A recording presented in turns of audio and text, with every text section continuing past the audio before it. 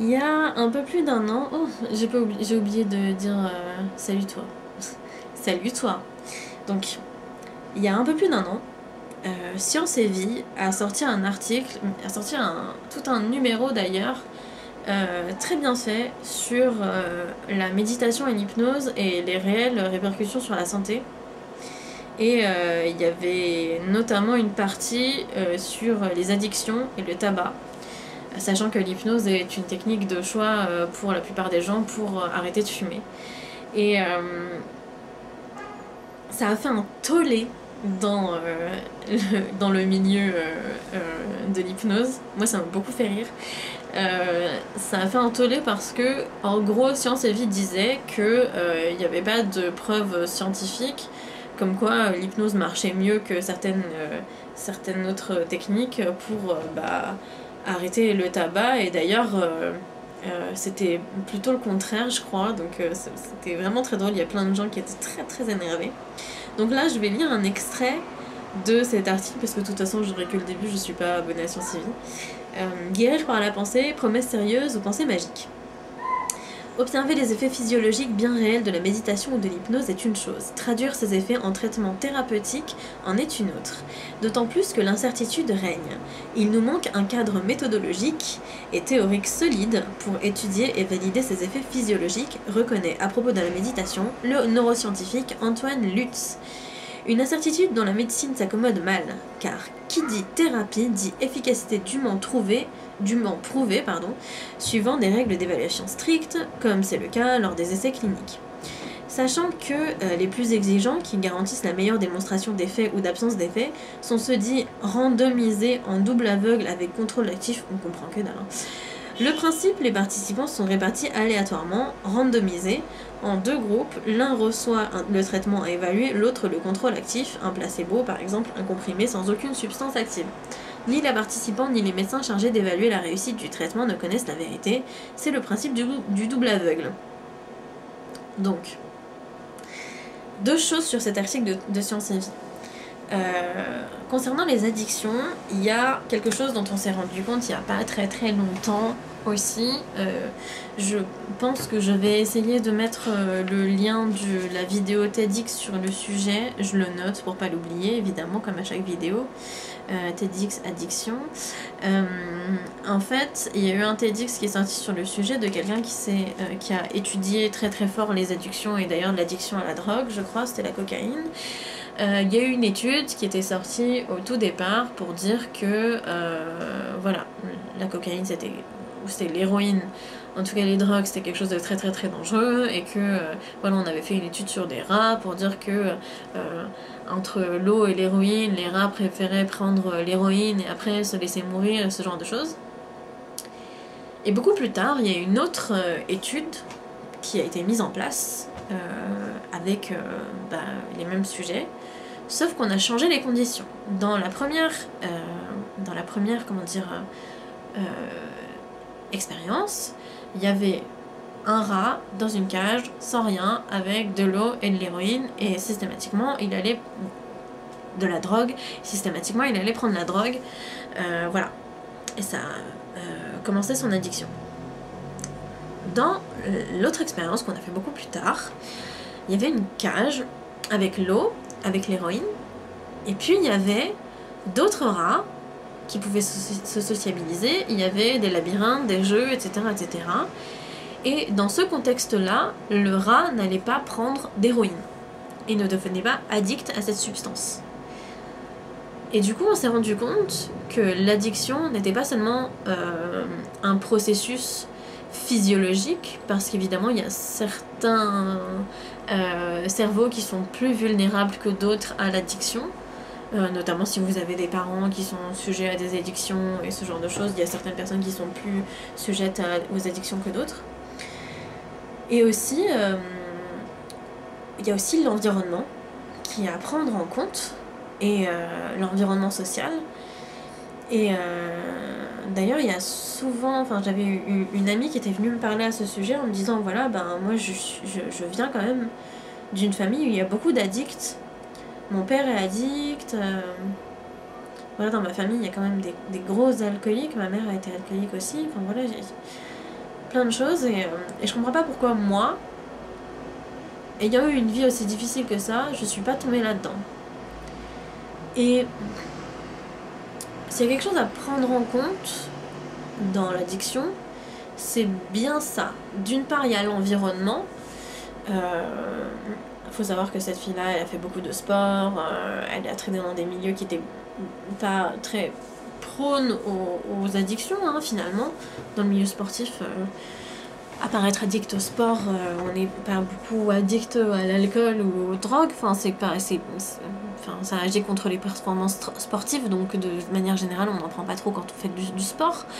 Donc l'environnement compte énormément, mais aussi il y a une notion qui s'appelle la résilience. La résilience, normalement, c'est un terme de physique, je crois que c'est de la physique, oui, qui désigne la capacité d'un matériau à absorber les coups sans se briser.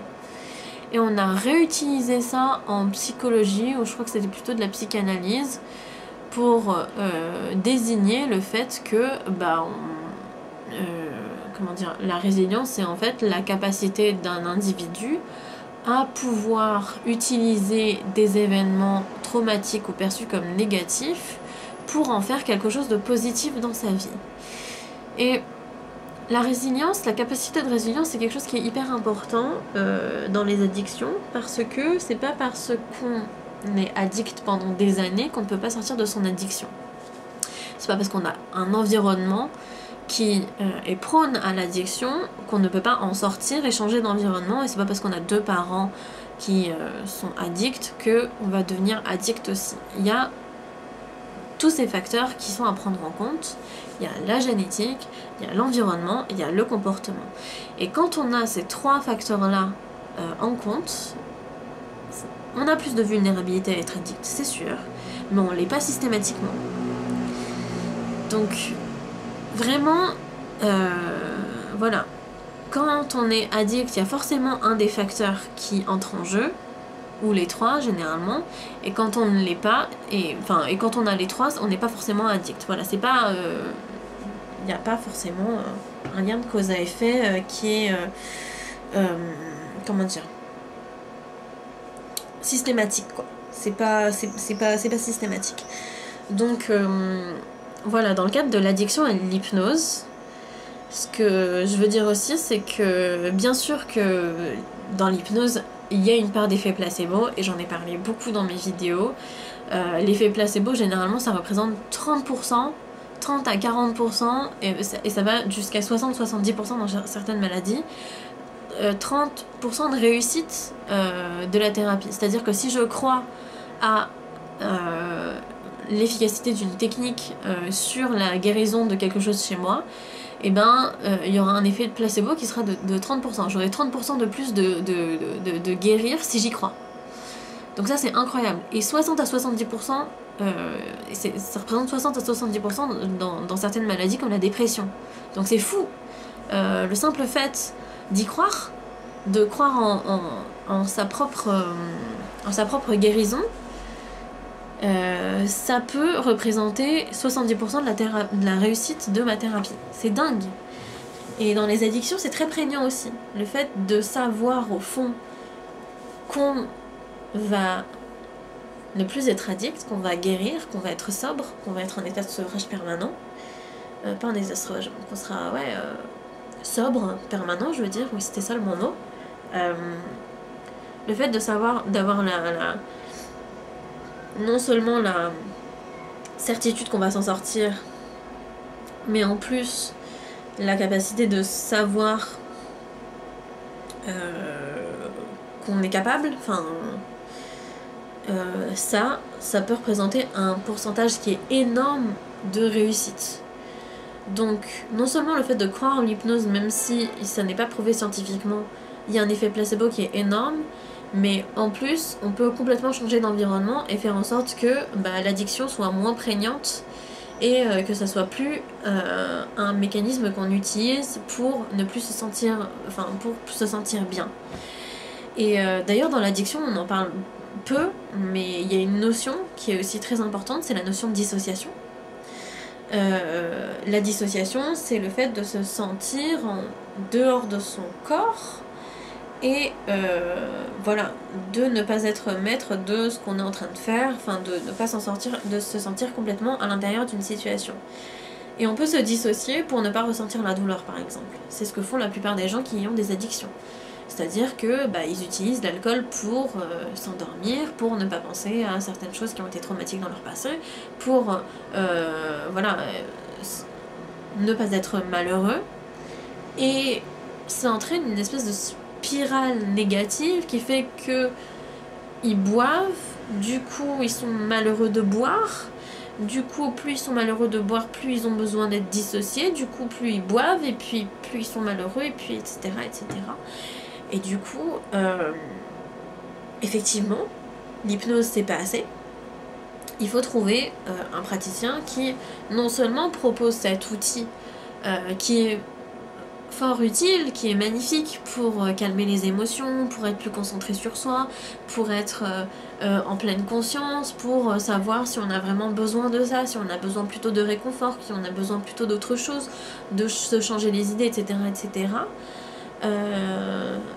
Oui, qui propose à la fois cet outil-là, mais aussi qui soit formé à la prise en charge de ses addictions et qui comment dire,